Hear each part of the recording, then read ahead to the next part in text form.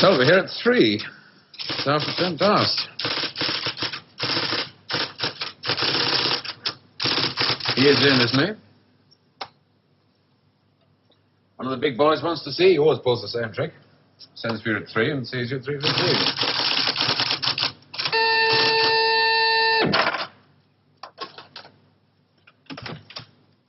Mr. Larkin to see you, J.G.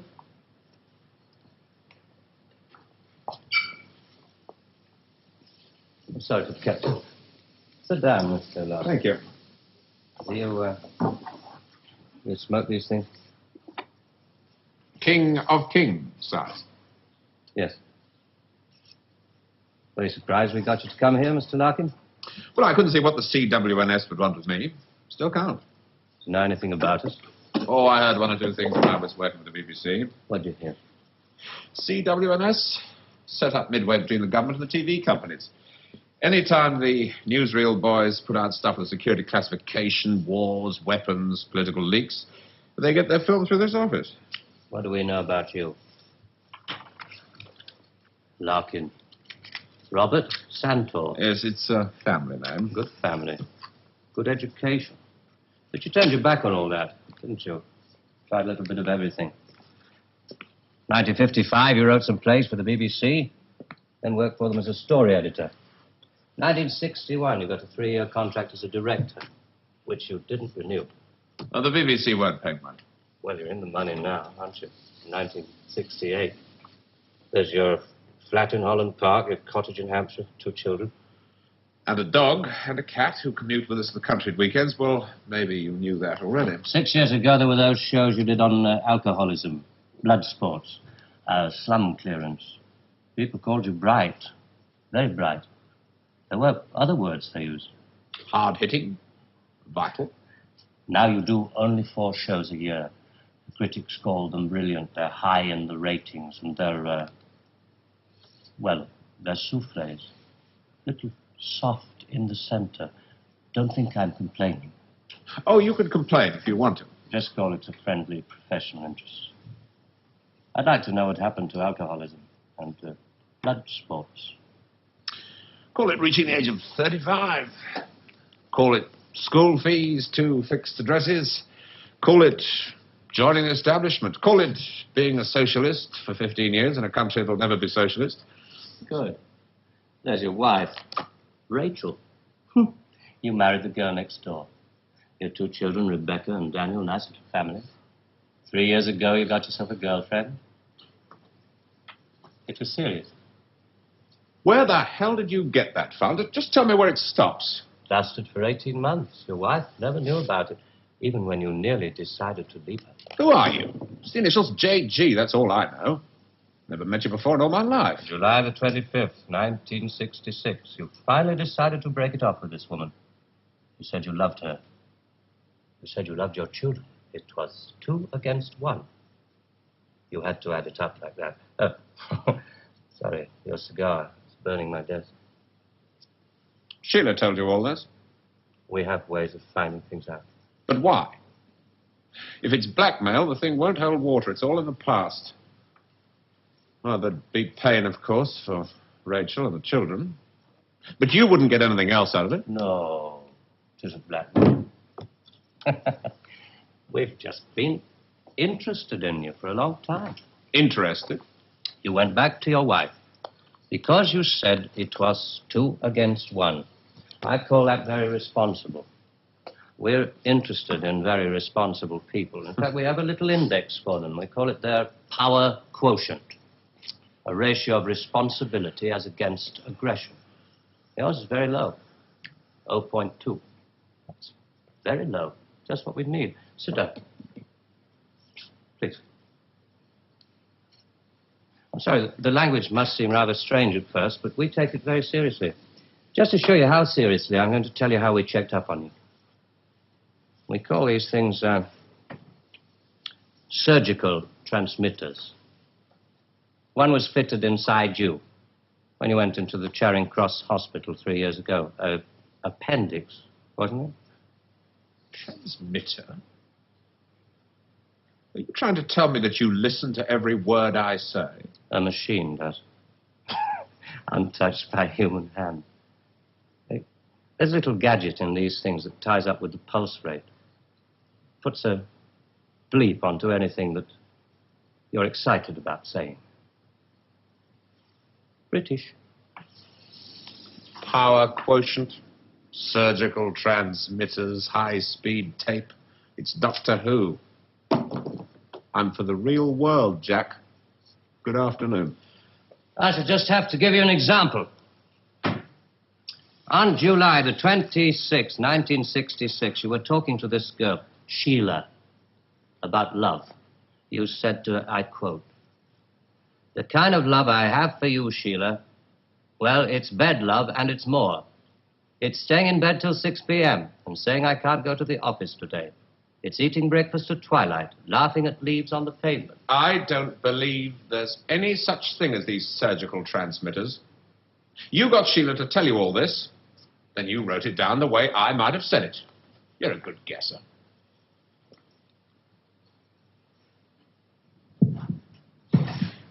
Can you hear your heart beating? It's eating breakfast at twilight, laughing at leaves on the pavement, getting a cab to a silly movie to Paris. It's moving when you're tired of staying still. And I've done it all before when I could do it with no ties. Now it'd just be irresponsible. So there really is one of those things inside me.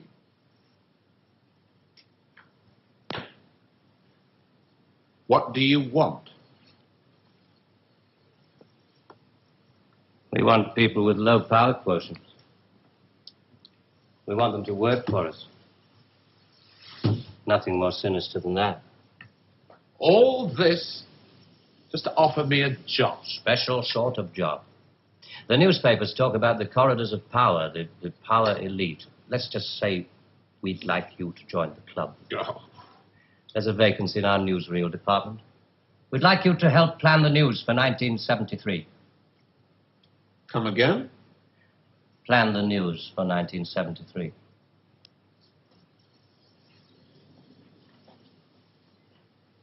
What are you doing? I just want to make sure the sunlight's real.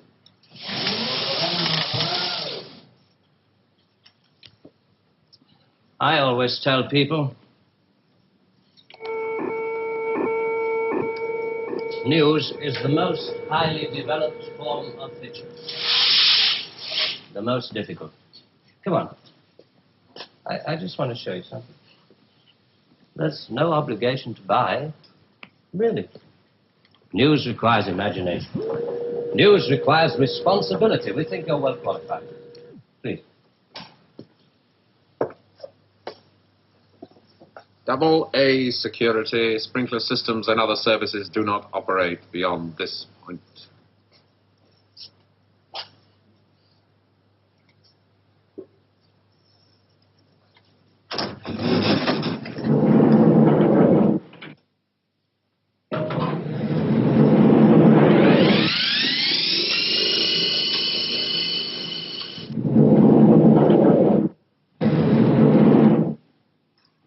'73. We've only roughed out the news for 1973. Nothing's been given the go-ahead yet, but this is the kind of thing we have in mind.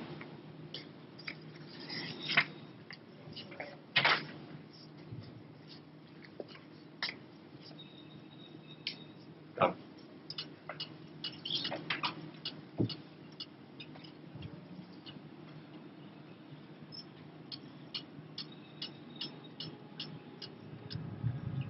Today, April 14th, 1973. First historic pictures by Radstar of the combined U.S.-Russian landing on the moon. Shown here are Majors Webb and Mikhailovich taking their first steps into the unknown, firing their retro-rockets to land their spacecraft on the dust-covered surface. A comforting note for us stay-at-homes, both the Pentagon and the Kremlin have announced that the moon has no strategic value. A comforting note for us to stay at home.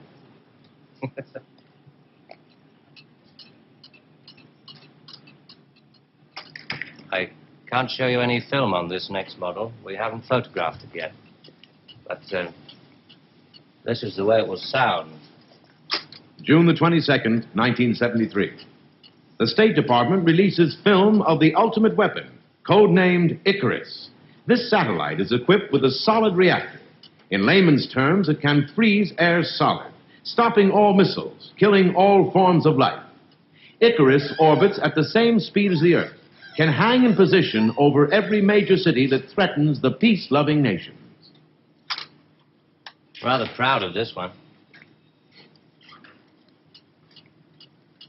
Come on.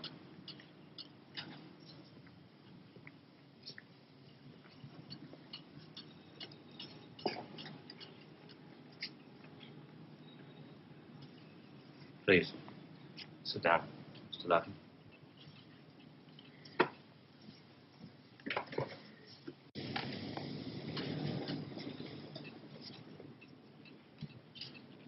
September the 5th, 1973. The new phase in global warfare. War by example. At 4:32 our time, China took out the remote Indian border village of Bandar, unprotected by the Icarus network. After the first 2 5-megaton H-bombs had fallen, the 9-way hotline finally Switch had it off. effect. But This is going to happen in 1973. You're going to make this happen? No. We're going to make models, much cheaper. Then we photograph the models. Fake newsreels. That's fake newsreels. For the past 10 years, people have been looking at our fake newsreels and listening to our fake commentaries. And they accept it for the truth. And you can do it. Stop 100 people in the street. How many of them have actually seen a missile or a satellite? They're just told they exist and they believe it. Yeah, you're getting there. I knew you would. Well, now, the moon rocket and the satellite, that you can get away with. That's too remote for people to grasp. It's too far away. But this... I mean, you invented this village on the Indo-Chinese border. Well, somebody could check up. Very mountainous territory up there. There'll be no survivors in 1973. No rescue work. Radiation scare. Yes. You can do it. This could be the news for 1973. Not necessarily exactly like this. We only plan in detail 1 year ahead. Oh, you only plan 1 year ahead. Hey, tell me, what is the news item that's bothered you the most in the past year, 1967? Well, it has to be the new American intercontinental ballistic missile, the Boy Wonder, doesn't it? Just the one I asked him to set up for you. The new ICBM, codename Boy Wonder, with a much-talked-about Mercury warhead. I haven't any special effects up here, but perhaps with the proper sound. Blast off. And Robert Larkin, television director, high IQ, 35 years old, is scared. Scared by nothing. It doesn't work. It's a scientific impossibility. The same goes for the much-talked-about Mercury warhead. Perspex. Well, if this rocket doesn't work, then the others... They have a fireworks party at Cape Kennedy almost every other day. Well, you didn't really believe there were all these things whizzing about up there, did you? Sputniks and rockets. Astronauts crossing their legs for 8 days. How long has this been going on? Since Hiroshima. And the H-bomb, you mean, that doesn't work either? Right. Dirty.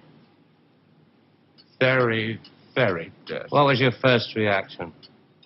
Relief. Oh, yes. Yes, it has to be relief.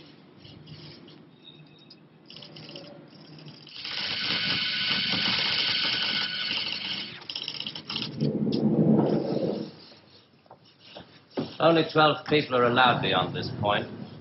Most of them work in the photographic department, taking phony newsreel pictures of our models and processing film and so on. Sit down, please.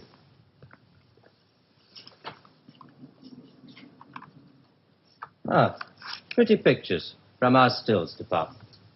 The boy wonder. Do you really think that missiles and satellites are my line of country? No, not at all. I've only shown you the hard news. There are other things, much softer things we thought might interest you. Well? 1973, we thought it might be time for an anti-teenage movement. A long-awaited return to maturity. Sheriff. Perhaps even a religious revival. Oh, I see. You want me to arrange the grand opening of Ruislip Cathedral. 1st of October, 1973. Mark the date down in my 10-year diary. We are very serious about you. There are things about you we like very much. Qualities you have to offer. Qualities that we perhaps don't possess at the moment. That's great. Our file on you. I have to return to July the 25th, 1966, the day you broke it off with this girl, Sheila. You really did reveal rather a lot of yourself that day. But, of course, if you really mind... Help yourself. You said to her, it won't work, Sheila, and she said something, and then you said...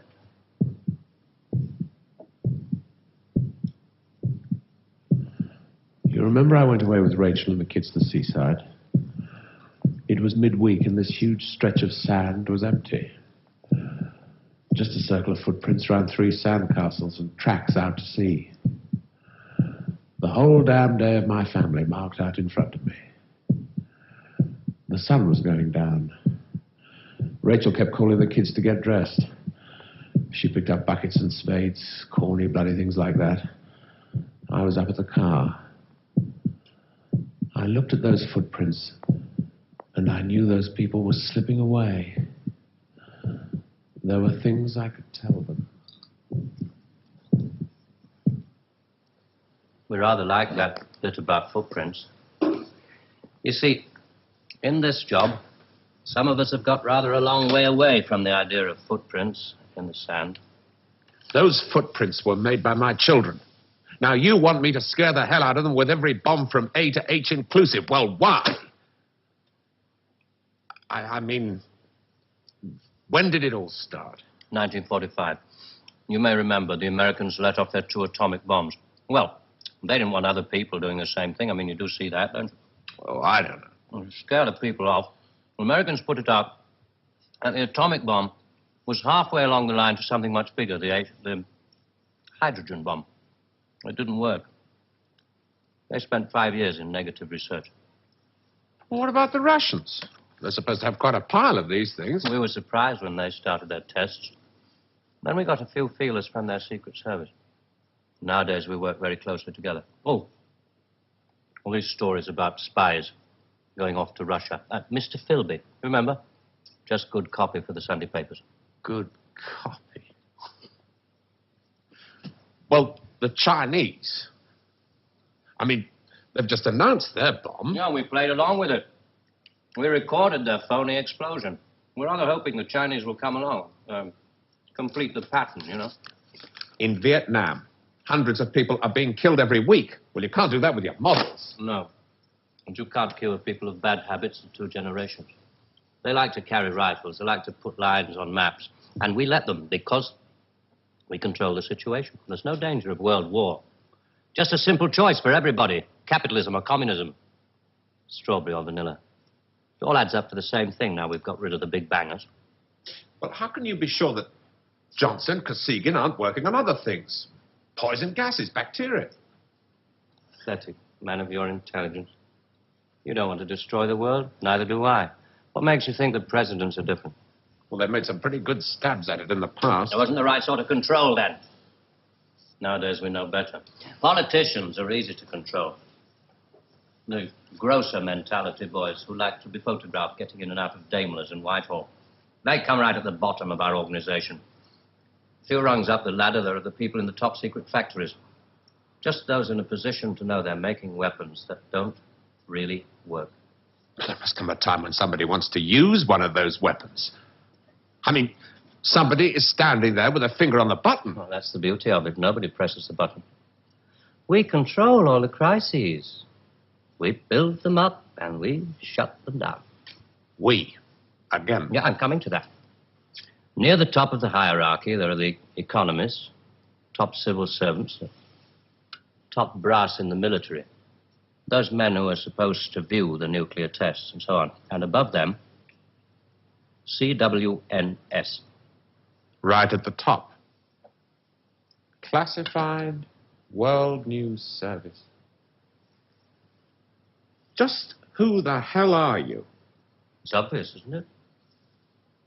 Just a very few of the top people in communications in every major country in the world. Oh, you mean you run all these magazines? No, of course not. We just get them to take some of our copy every week. Television is much more important to us. All happens so quickly. You say you can put out what pictures you like on television. Doesn't anybody try to stop you? No, nobody wants to. 99.386% of the population wouldn't believe this conversation. And the rest are working for us.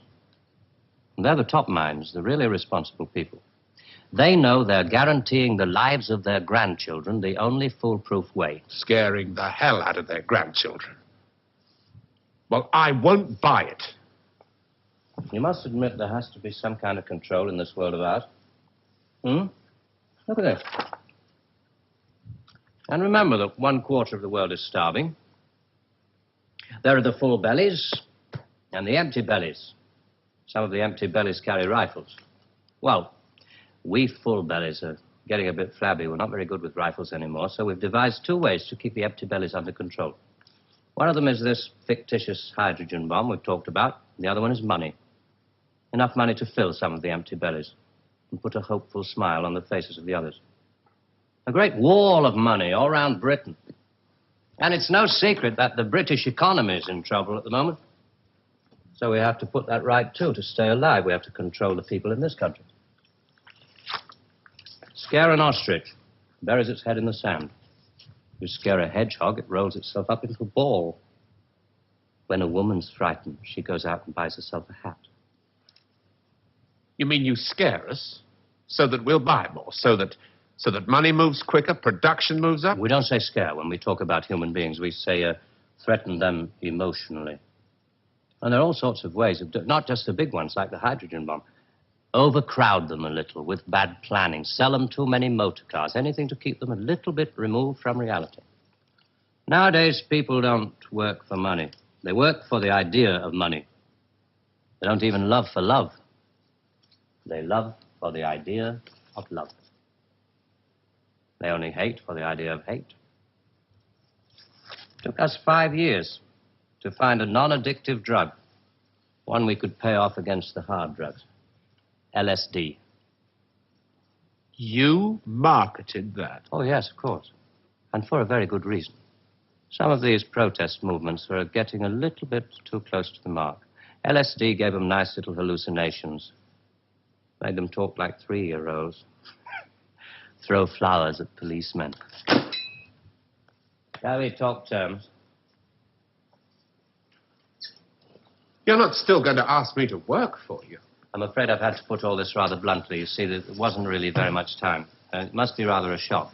Well, I mean, most people realize that the world is controlled from about 6 big cities. But it must be rather shocking to learn that a 1/6 of the world is controlled from this building. You mean you? Oh, no. I only rate an office on the 7th floor. There are 2 other offices above this one. And a giant computer system. Link number 4 in world control. A computer? And what's so remarkable about that? It's just a machine that can store a vast amount of information. A machine that knows too bloody much. Now you're being hysterical about it. Computer's very simple. You feed data into it. Anything from the Wall Street closing prices to the North Atlantic weather reports. And you get decisions. That machine's taken you over. It's just a machine. Extra hands for the people who know how to control it. Well, This one above us, it's square in a box. Yeah, I suppose you could call it square in a sort of a box. You know why I go away at weekends? To get away from people in boxes. They live in boxes. They get their thoughts, their problems, and their answers out of boxes. And I like to get away at weekends because they're not people anymore. Now, you know all about me, my cottage in Hampshire. But did you know that there's a line of trees that goes right up past the house, and the noise they make is like the sea? Did you know that I find it difficult to sleep in the country? And I like to go and stand in the garden before dawn. And I feel good because I know that my wife and my children are asleep inside. And I like to go out and walk past the wet hedgerows until I can see pasture land and the smoke from the cottages in the village. This may be all very well for one of your grassroots programs, but I'm afraid time is running out. I ought to tell you, we pay a great deal of money. We can afford to. We save such a lot on things like the national defense budget, so on. We would start you off at £250,000 a year. No. Rising to £1 million when you make the Ministry of Morality, which I know you will. Will you let me out of here? One little point.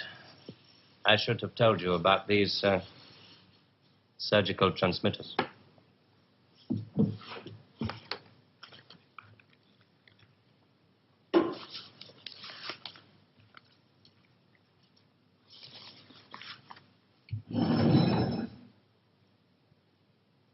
There's enough of this stuff inside you at this moment to kill 6 people.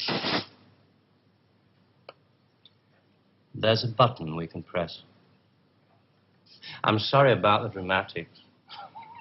Our boys call these things the oral contraceptive. Keeps them from talking too much. So there must be one of those transmitters inside you. Who presses the button?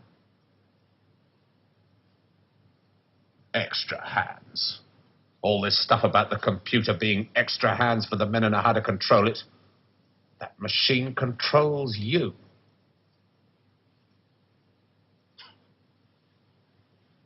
You start on Monday.